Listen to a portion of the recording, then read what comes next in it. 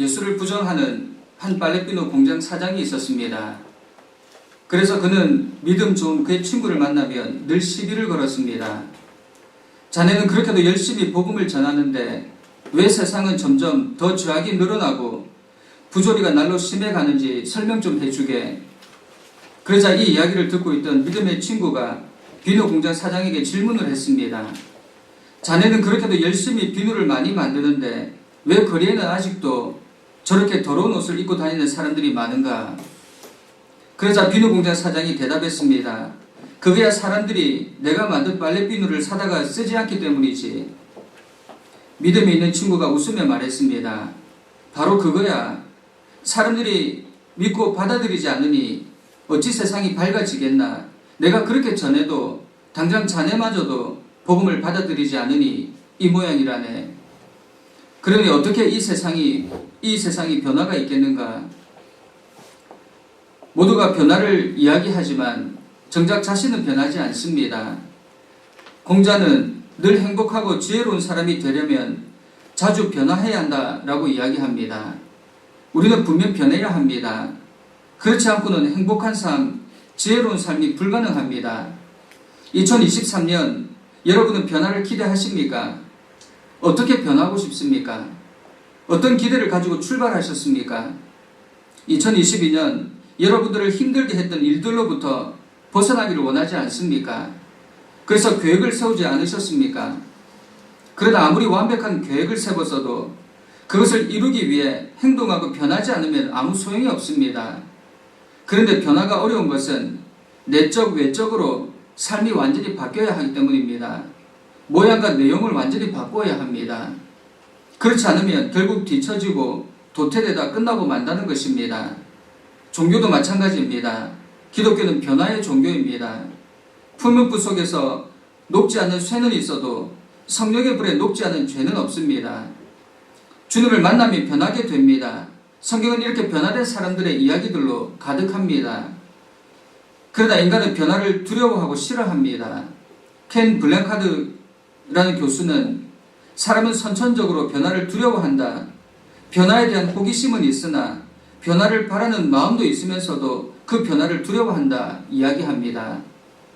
첫째는 지식의 변화를 두려워하고, 둘째는 태도의 변화를 두려워하고, 셋째는 행동의 변화를 두려워하고, 넷째는 조직의 변화를 두려워한다고 이야기합니다. 변화를 원하면서 또 변화를 두려워하는 모순된 존재가 바로 인간입니다. 그러나 주님은 우리가 변화되기를 원하고 있습니다. 여러분 어떠십니까? 매년 새해가 되면 여러 가지 소원을 품고 하나님 앞에 나아가 기도하지 않습니까? 그 기도 가운데 올해는 변하게 해주세요. 나의 삶, 생각, 환경, 신학이 변하기 원합니다. 그런데 어떻습니까? 여러분의 삶이, 생각이, 환경이, 신앙이 생각처럼 잘 변합니까? 올해는 여러분의 기도 제목이 무엇입니까? 신앙적으로 얼만큼 성장하기를 바라고 있습니까? 오늘 본문은 너희는 이 세대를 본받지 말고 오직 마음을 새롭게 함으로 변화를 받아 하나님의 선하시고 기뻐하시고 온전하신 뜻이 무엇인지 분별하도록 하라 말씀하고 있습니다. 여러분, 우리는 변화되어야 합니다. 목적도, 가치관도, 취미도 변해야 합니다. 오늘 사도 바울은 하나님의 모든 자비하심으로 우리가 변하기를 바란다고 이야기합니다. 무엇이 어떻게 변해야 하는가? 지난해에는 날마다 새로워지는 공동체란 표어로 정신없이 달려왔습니다. 그런데 올 한 해 우리 산정연교회는 변화에 중점을 두고 나아갈 것입니다. 올해 표어도 1%의 변화를 창조하는 공동체입니다. 1%만 변해도 우리의 삶은, 환경은 달라질 것입니다. 그렇다면 우리의 삶이 달라지기 위해서 무엇이 변해야 하는가? 오늘 본문을 통해 살펴보면 먼저 예배가 변해야 합니다. 1절을 보면 그러므로 형제들아 내가 하나님의 모든 자비하심으로 너희를 권하노니 너희 몸을 하나님이 기뻐하시는 거룩한 산 제물로 드리라 말씀하고 있습니다. 오늘 본문을 시작하자마자 하나님이 기뻐하시는 예배에 대해 가르쳐주고 있습니다. 무엇이 하나님이 기뻐하시는 예배입니까? 우리 몸을 제물로 드리는 거룩한 산제사, 이것이 바로 예배입니다. 구약시대 이방신을 섬기는 사람들은 실제로 그들 자신을 제물로 드렸습니다. 바울은 지금 그러한 인신제사를 요구하는 것입니까? 그것이 하나님이 기뻐하시는 제사입니까? 여기서 바울이 말하는 산제물은 죽은 제물과 대조되는 것입니다. 구약시대에는 하나님을 예배할 때 짐승을 잡아 제사를 드렸습니다. 그런 의미에서 구약시대의 제사는 죽은 제사라고 할 수 있습니다. 바울은 지금 이런 죽은 제사가 아니라 산 제사를 요구하고 있습니다. 살아있는 제물로 드리는 예배, 바울은 우리 몸을 하나님께 산 제물로 드리도록 요구하고 있다는 것입니다. 여기서 몸은 단순히 살과 뼈로 이루어진 육체를 의미하는 것이 아닙니다. 이것은 사람의 전인격, 구체적인 삶 전체를 의미합니다. 우리의 일상, 집에서, 직장에서 사람들을 만나는 순간, 이 모든 삶의 순간, 우리 몸이 있는 그곳에서 하나님이 기뻐하시는 일을 하는 것을 말하는 것입니다. 우리의 일상을 온전히 하나님께 드리는 것, 이것이 산제물입니다. 여러분은 삶의 모든 순간을 하나님께 드리고 있습니까? 이것을 바울은 특별히 영적 예배라는 단어로 규정하고 있습니다. 여러분, 신앙인이 가장 바라는 것이 영적인 예배 아닙니까? 저의 소원도 어떻게 하면 하나님이 기뻐 받으시는 영적 예배를 드릴 수 있는가 하는 것입니다. 요한복음에서 예수님은 사마리아 여인과 영적 예배에 대해서 이야기를 나누셨습니다. 그리고 참되게 예배하기 위해서 영과 진리로 예배해야 한다 말씀하셨습니다. 그런데 이 대화에서 보면 분명한 것은 영적 예배는 장소의 제한을 받지 않습니다. 그 한계를 초월합니다. 구약시대에는 제사를 드리는 장소에 제한이 있었습니다. 처음에는 성막에서만 제사를 드릴 수 있었습니다.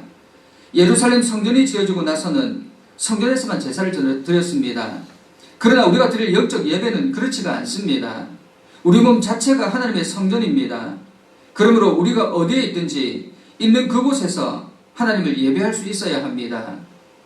영적 예배는 우리의 모든 일상과 삶의 모든 영역에서 드려져야 합니다. 예배에 대한 우리의 생각과 자세가 변해야 합니다.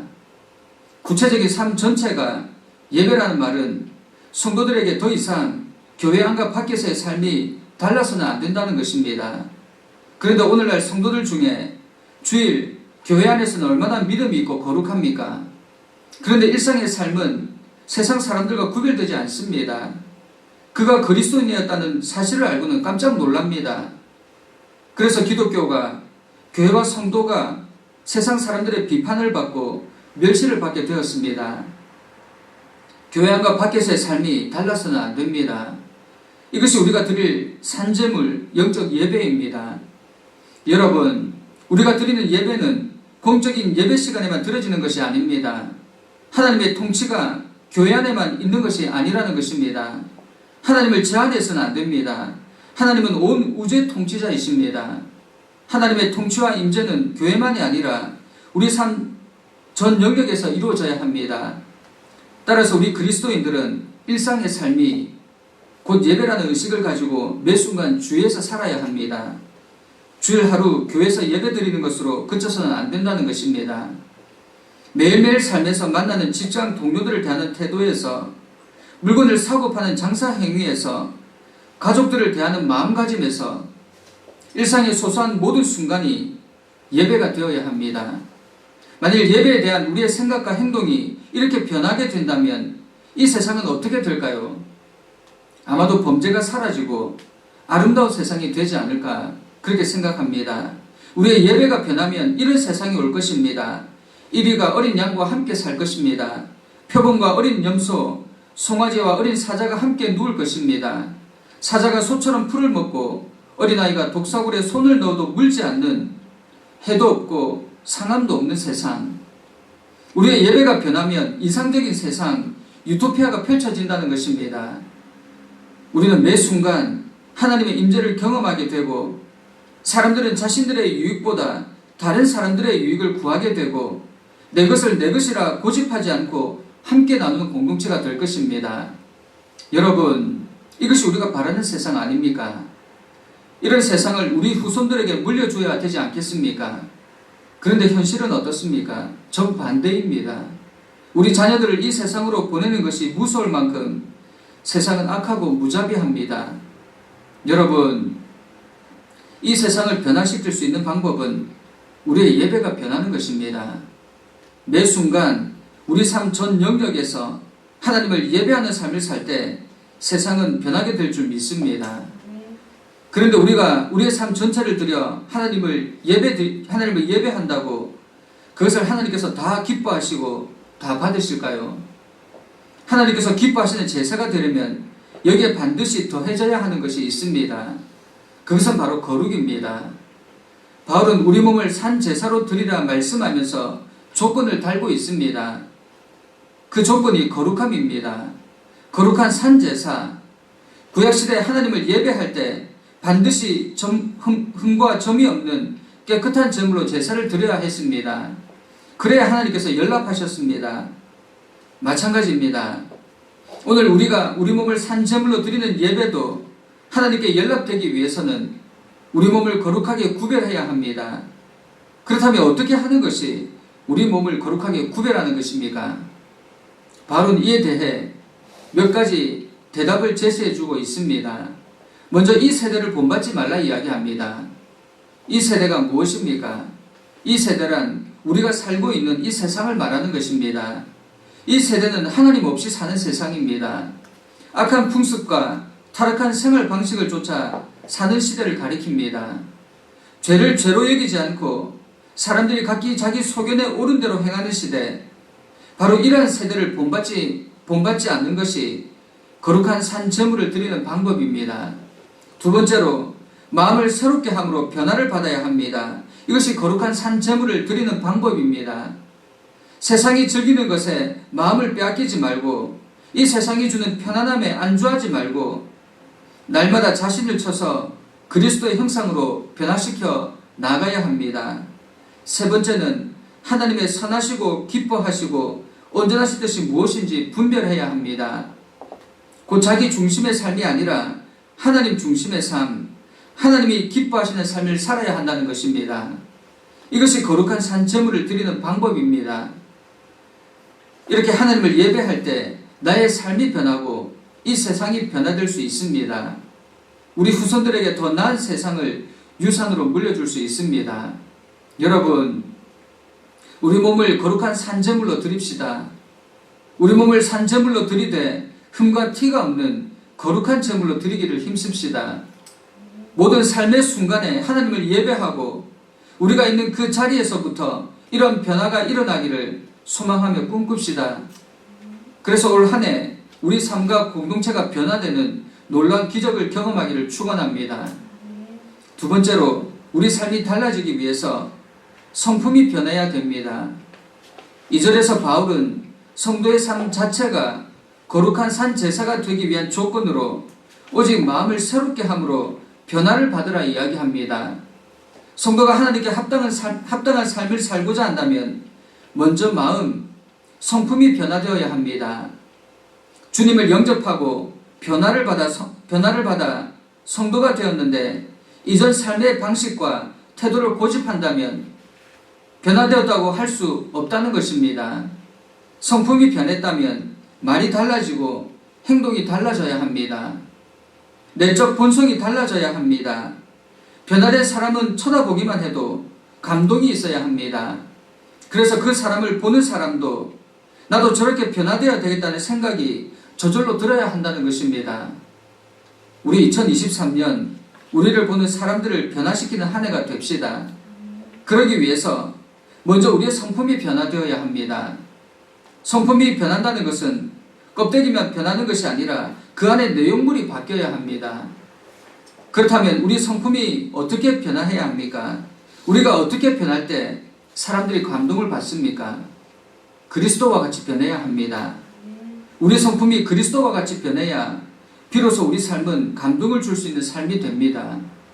그렇다면 그리스도와 같이 변하는 것이 무엇을 의미합니까? 복음서를 보면 주님의 삶을 통해 분명히 우리는 알 수 있습니다.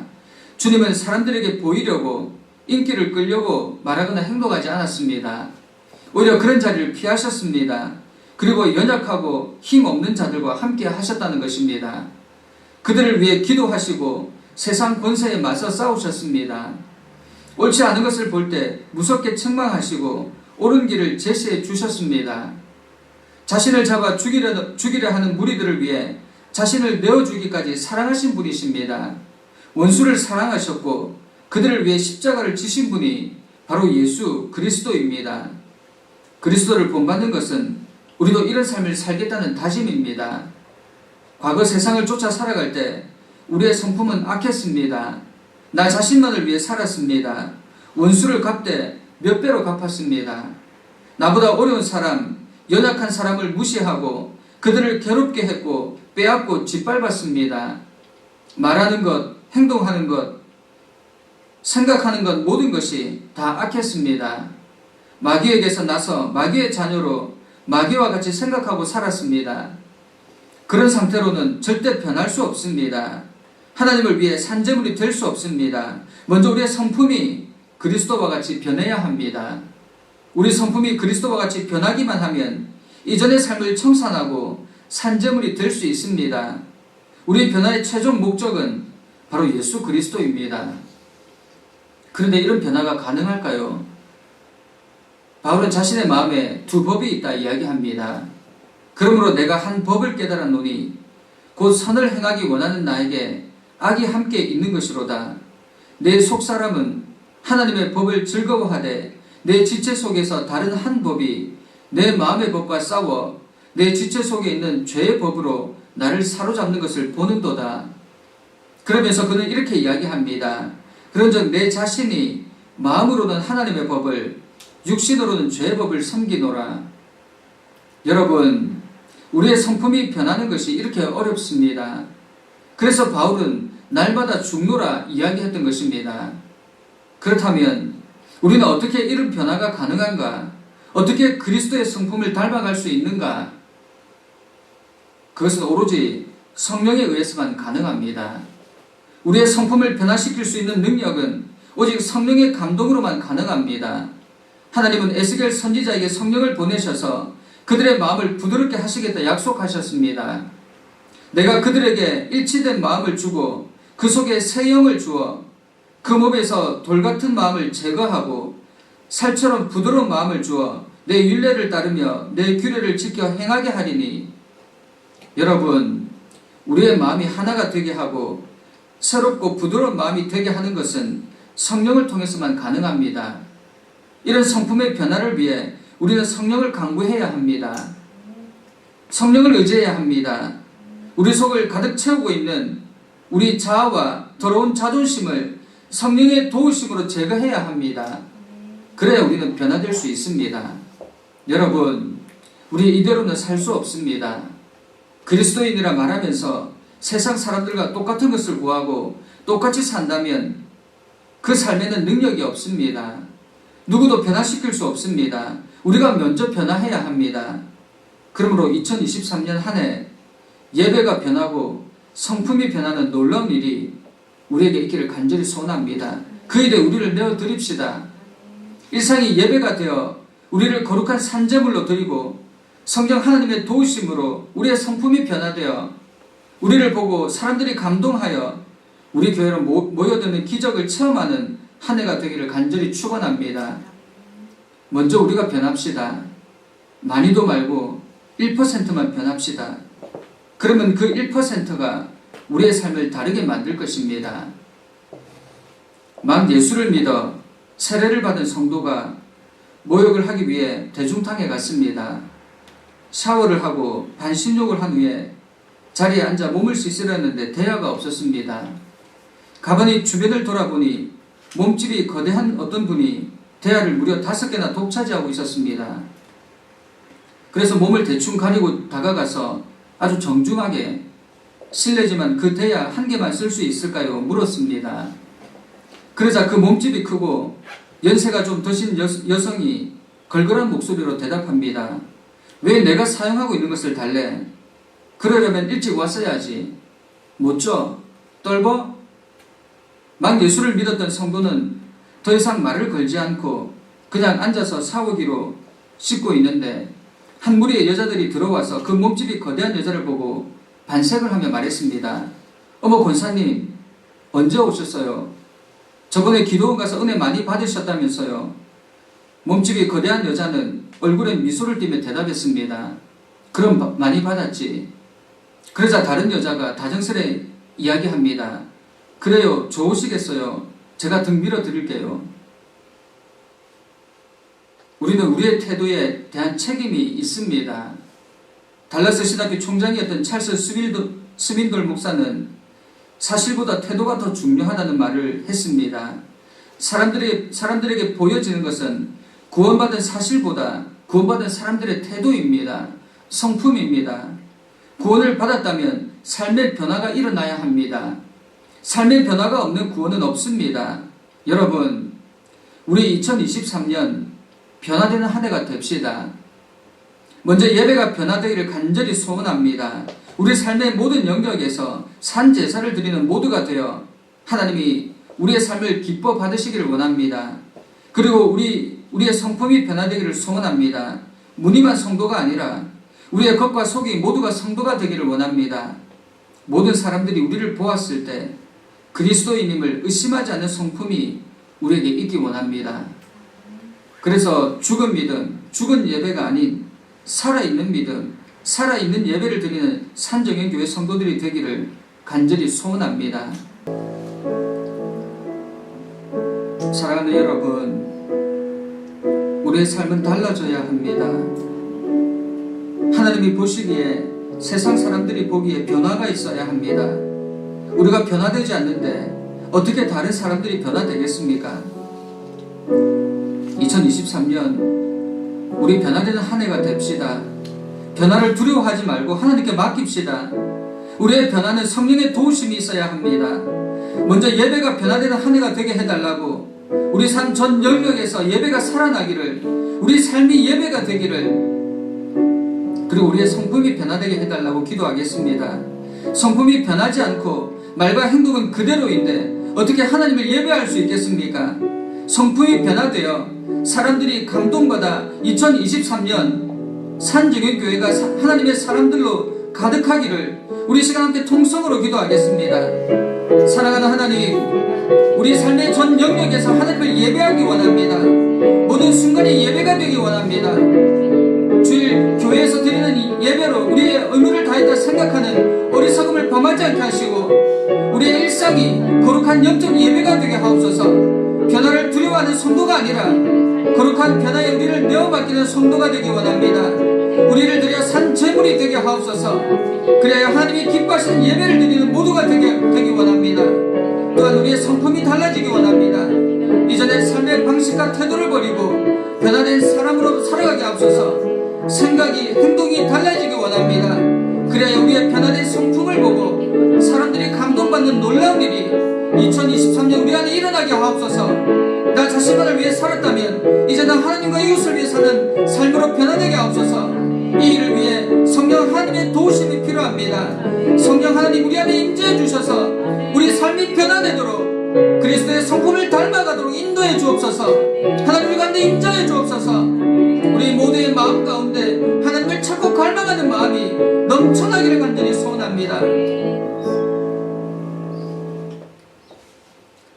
사랑하는 하나님, 우리는 연약합니다. 세상에 쉽게 휩쓸리고 세상의 지배를 받으며 살아갑니다. 그러나 이제는 변하기 원합니다. 변해야 산다는 확신이 저희 가운데 있게 하옵소서. 하나님을 예배하는 방식이 변하게 하시고 우리의 안과 밖이 완전히 변하여 새 사람을 있게 하옵소서. 그리하여 우리 산정현교회도 새로워져서 사람들이 감동받는 교회가 되는 2023년이 되기를 간절히 소원합니다. 예수님의 이름으로 기도드립니다. 아멘.